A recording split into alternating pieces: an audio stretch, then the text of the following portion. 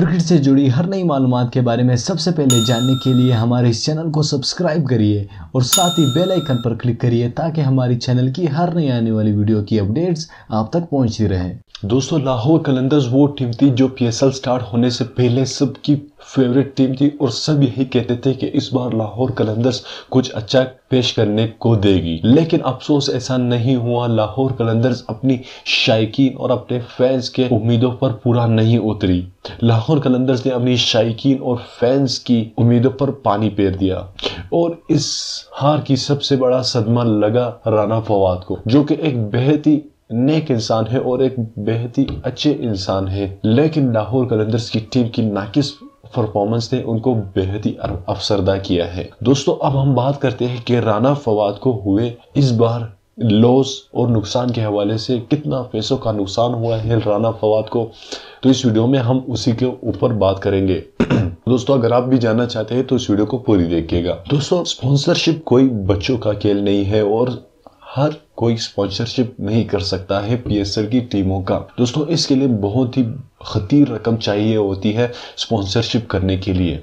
दोस्तों, एक तो आपको खिलाड़ियों का खरीदना पड़ेगा, सबसे बेहतरीन खिलाड़ियों को, दोस्तों, जो कि करोड़ों से कम नहीं है एक खिलाड़ी। दूसरी बात, आपको टीम की सारी अखराजात, टिकट्स वगैरह ये सब करनी पड़ेगी। दोस्तों, तो देखा जाए ये कोई मजाक नहीं है, ये कोई बात नहीं है, या कोई आम आदमी या कोई आम अमीर आदमी ये नहीं कर सकता है। तो दोस्तों, इसके लिए बहुत ही खतीर रकम चाहिए होती है।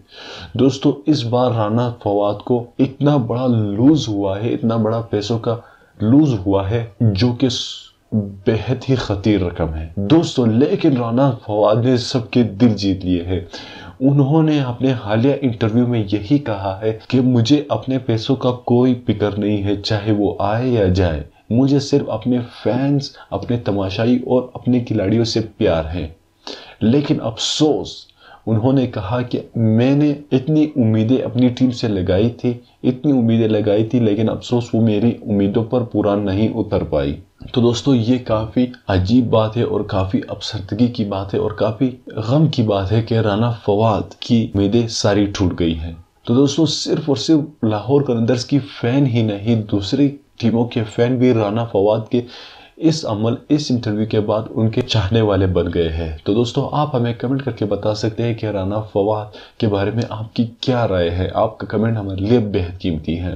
तो दोस्तों, ये थी हमारी आज की वीडियो। उम्मीद करता हूँ आपको पसंद आई होगी। अगर पसंद आई है तो वीडियो को लाइक और शेयर करना मत भूलिएगा, और साथ ही अगर आप आज मेरे इस चैनल पर नए आए हो तो हमारे इस चैनल को सब्सक्राइब कर ले और साथ ही बेल आइकन पर क्लिक करिए ताकि हमारी चैनल की हर नई आने वाली वीडियो की अपडेट्स आप तक पहुंचती रहे।